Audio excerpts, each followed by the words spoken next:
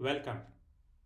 In this second demo on distributed task, we will show how we can launch the task dashboard and look at the status of running task parallel jobs. So let's begin. Let's go to a session. There will be a slight difference for us to be able to look at a dashboard. What we need to do is we need to start a session in Workbench. Let's do that now. And we will need to create the task container on-demand cluster that we use to train XGBoost in this session. So I have a piece of code to do that. This piece of code will also do exactly the same thing. It will launch two workers, each with 4 CPUs and 8 GB memory, and it will also launch a task scheduler. The only difference is that the task scheduler will run in this session, and the two worker containers will be the two extra containers that will get created from this session. And our client will run in an entirely different session.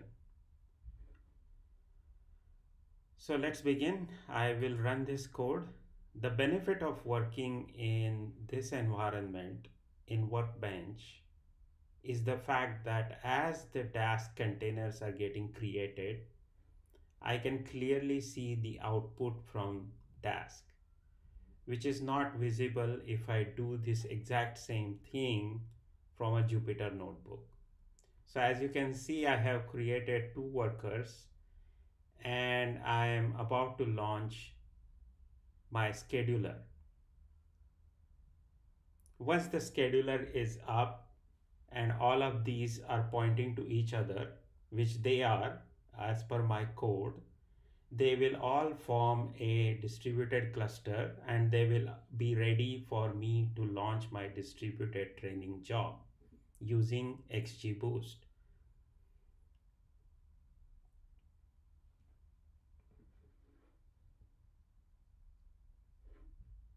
Let's give it a few seconds as I have introduced some time to ensure that the containers are up and running.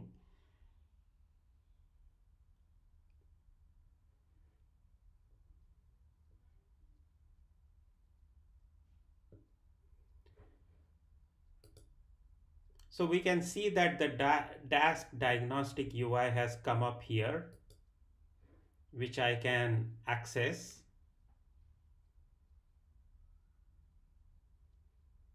And as you can see that it can show me the running tasks as well as the DAG that is formed by task.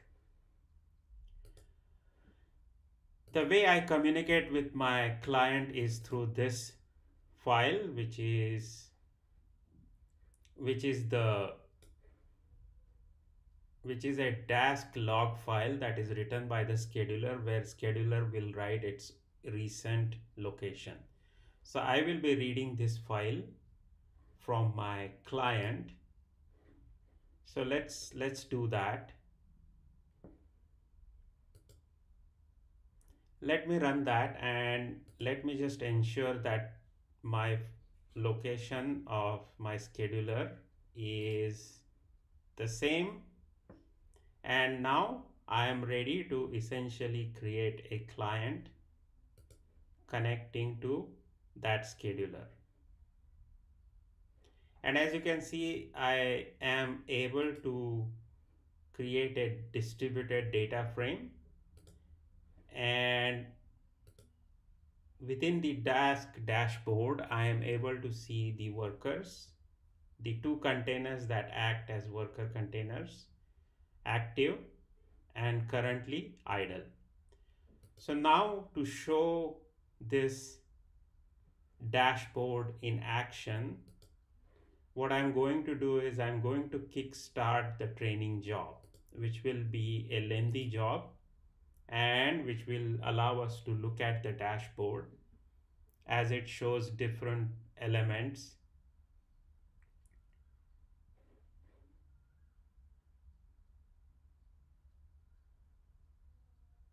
So let me start the training job.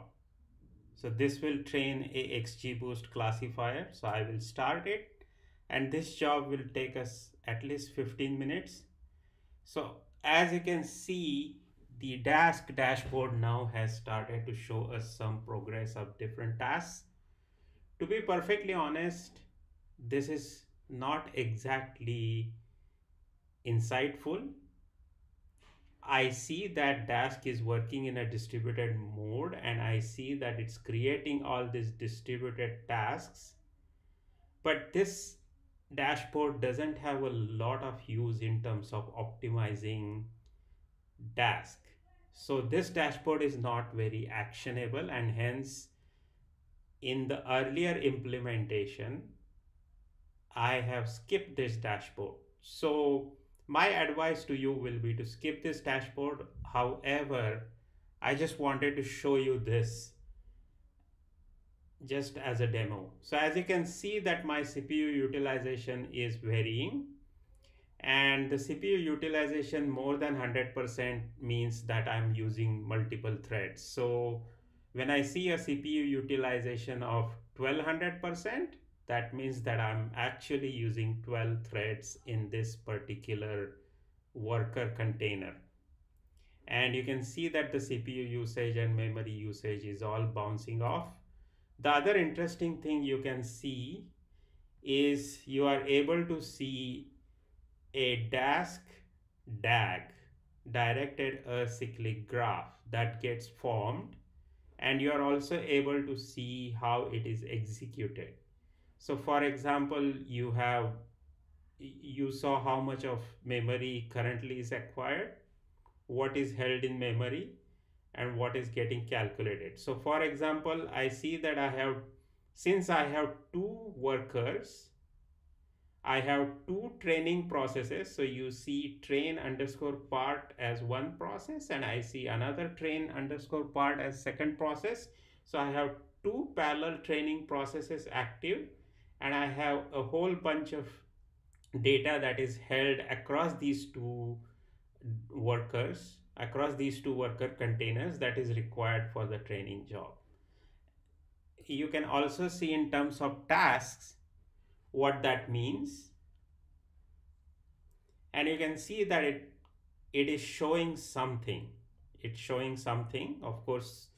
As I said, it's not entirely insightful, but this will help you ensure that the distributed Dask is actually working, and it's working as you expect.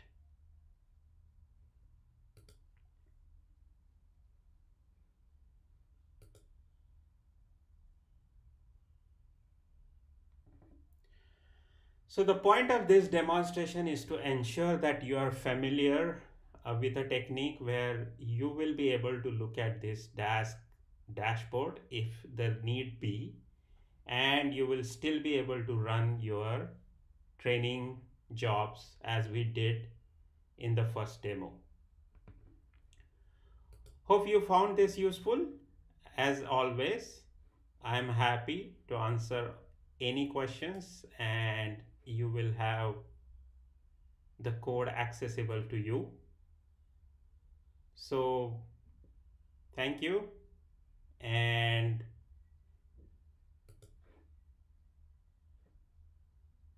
let this training continue for a while. Thank you.